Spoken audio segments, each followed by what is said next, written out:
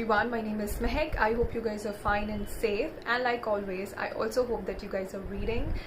We are back with a thought-provoking read. It's called You Can Heal Your Life by Louisa Hay. That's how it looks. It's a paperback. Now why do I call it a thought-provoking read? Because the book literally tells you that the power lies within you, that if you put your thought or focus your energy on something, you can literally attract or manifest anything that you want in your life.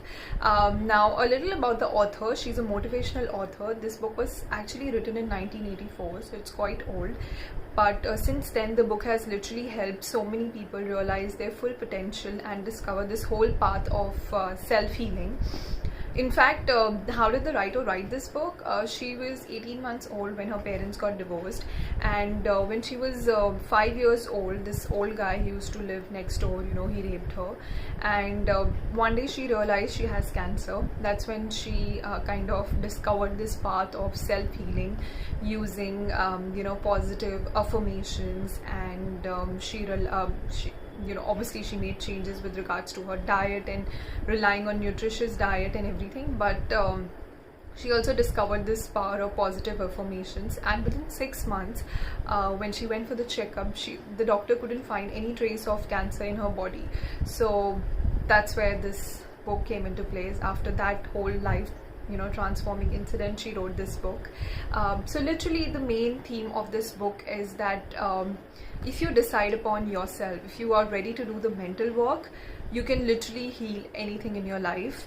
The book revolves around 3 major things, I would say. The first is, in order to cure or heal anything in your life, it's self-love, and then it is positive affirmations and forgiveness. These are the 3 things that you need to practice daily in your life. So because she has spoken, this book is a result of speaking to many clients and people who have come to her to discover this whole path of self-healing. So because she's spoken to so many people throughout the many years of experience, she has listed in this book the common, I would say, areas of problem that we all have in, like relationship, work, and with regards to our money, and self-love or forgiveness, or all these areas that she has listed. And along with that, she has listed exercises in this book that you can practice. Those are, I feel, very handy and easy exercises that you can practice and kind of heal or take care of these problems in your life. Now we'll start with the first one, because the book is, I would say, a Bible or a handbook of positive affirmations. It comes quite in handy if you want to practice that. So yeah, there's a really interesting line in the book.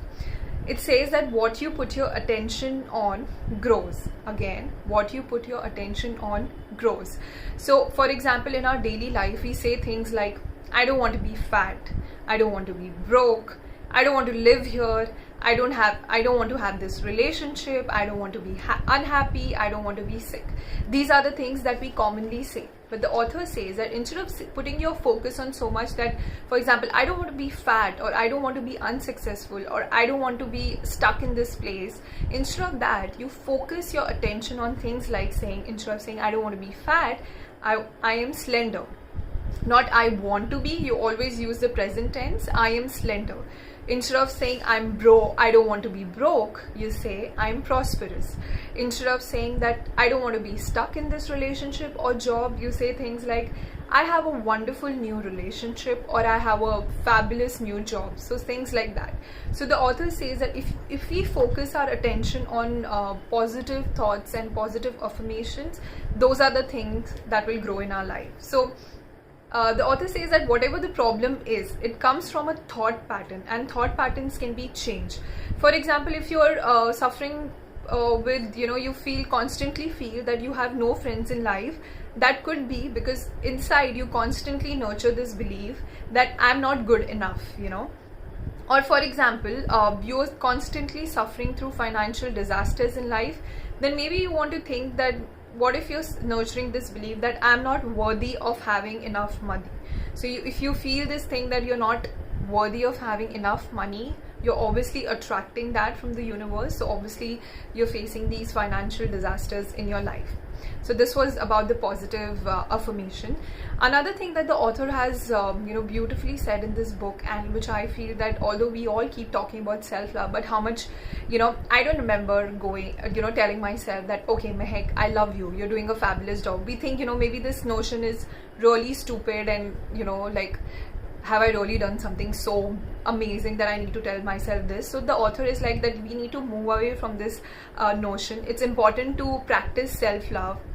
Like, she has given this really simple exercise. All you need to go and do is stand in front of the mirror and keep repeating, or just normally keep repeating to yourself that I approve of myself, I approve of myself, or things like, Mehak, I love you, you're doing a fabulous job.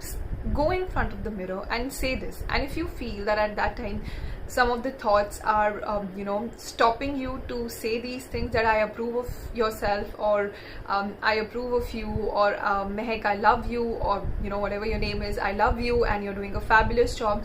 If you think that any thoughts are coming at that time, you need to address those thoughts. But it's really important that each one of us practice self-love in order to heal and more important, to just feel good about everything. The next important lesson that the author has concentrated on is, I would say, forgiveness, which I found really useful, because I feel I'm a person that I usually forgive, but there are times if I've been really hurt, it's very difficult for me to I forget, but I don't forgive. So I move on and I just let it be, but deep in my heart I don't forgive them if I'm really hurt. So the author says that's extremely wrong, because you're kind of having this resentment in your body, in your heart, which turns toxic over the time. So it's important you release that again. And if you're on a spiritual path as well, in order for your spiritual growth, it is important to learn to forgive. So there's again this very simple forgiveness exercise in this book, which I found really handy, and I'm going to definitely try it. The author says that whoever person has hurt you and you're having difficulty forgiving them, just imagine them standing on a stage. It's like a theater. You're sitting, it's just you sitting there, and that person is on the stage. Now imagine all the good things happening to him or her, that person. Imagine all the good things happening to them. That would really mean a lot to them, and just hold on to that image of them getting everything that their heart desires and they're happy. Just hold on to that image and practice this, once in a week, twice in a month or something, but commonly, regularly practices, and you will feel that your heart is opening up and you're kind of letting go of that resentment.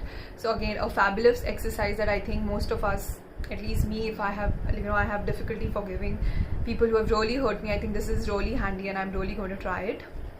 Another interesting thing that I think again most of us face is, the author says this really nice thing, which is on loving your bills. So this was something that I discussed in the book Gratitude as well, that how we have to be show gratitude towards our bills and credit card bills, because it's you need to think in a positive way that at least you're capable enough that you're able to pay these credit bills. So I'm going to read what the author has said here. A bill is an acknowledgement of our ability to pay. So you need to, whenever you get the bill, you need to say, I bless with love each and every bill that comes into my home. I bless with love and stamp a small kiss on each and every check I write. The author says, if you pay with resentment, money has a hard time coming back to you. If you pay with love and joy, you open the free-flowing channel of abundance. Treat your money as a friend, not as something you want to crush in your pocket. Your security is your ability to connect with the cosmic power that create all these things. Your security is not the bank balance that you have. So if you focus your energy on always that there is lack of money, there is more debt in my life, that's all the more you're going to attract reasons wherein you feel that you are in debt or you have lack of money. So focus your energy on to good things. Like if you're able to pay if you're paying bills, focus your energy into thinking that I'm capable enough of paying these bills. So that is what the author is saying. Lastly, what the author has done is that she has listed common from A to Z. She has listed common body ailments that we all go through, and so it's like a big table like this. There are like a lot of pages here. So there is problems, the causes of the problems, and the new thought patterns or the positive affirmations that you can do to, you know, kind of change these ailments. I'm just going to read a few quickly to give you an idea. For example, the author says that if you're someone who suffers from acne, it could be, the problem cause could be not accepting the self or dislike of the self. So what you need to do is, you need to say this positive affirmations every day. I am a divine expression of life. I love and accept myself where I am right now. So, you know, I used to feel like this, that, you know, every time I used to go in front of the mirror and I'm like, you know, oh my God, I have dark circles, you know, what is it with my dark circles and all. But of lately, what I have started doing is, every time I see myself in the mirror, I'm like, oh wow, you're beautiful, you're glowing, you're happy, and you look beautiful, you know, things like that. So you need to say these positive affirmations to yourself. There is another thing, like, yeah, if you suffer from anxiety, it could be because you're not trusting the flow and the process of life. So you need to say your things like, I love and approve of myself, and I trust the process of life. I love and approve of myself, and I trust the process of life. I'm safe. You know, and yeah, there's like a whole list of problems that the author has listed. So if you're someone who has knee problems, it could be because you are holding on to a lot of ego in your body. That is what the author has said. Or example, you know, if you're someone suffering from ear problems, you know, you have constant ear problems, it's because you're not a good listener. You don't like hearing people's opinions. If you're someone who suffers from constant migraine, it's because, you know, you always want to be perfect in everyone's eyes, and you want to impress everyone, and you're putting that stress on you. That's the reason you're suffering from migraine. So these are the things that the author has listed, these common ailments that we have because of, and the reasons, the belief that we nurture that results into these problems, and what are the positive affirmations that we can practice in our daily life in order to, you know, help with these ailments. Like quickly, I'm going to read out, you know, what Louisa does, her morning thing, you know, that she says. Just folded the page. Okay, I don't know where is it, but yeah, it was just, you know, her morning routine wherein she gets up and she says things like, okay, I found it. She says things like to herself, Louisa, or whatever your name is, you're wonderful and I love you. This is one of the best days of your life. Everything is working out for your highest good. Whatever you need to know is revealed to you. Whatever you need comes to you. All is well. You can make your own affirmations, but make sure you write them down.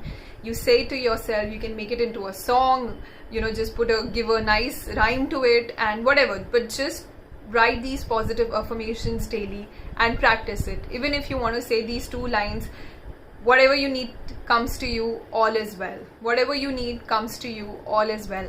Mehak, I love you. You are happy. Everything is well in your life. Things like that you need to constantly say yourself. Yeah, that's all what this book is about. If you're someone, I would say, who is new to positive affirmations, this book is quite handy. It has all the kinds of affirmations related to all the areas of your life that would definitely come handy.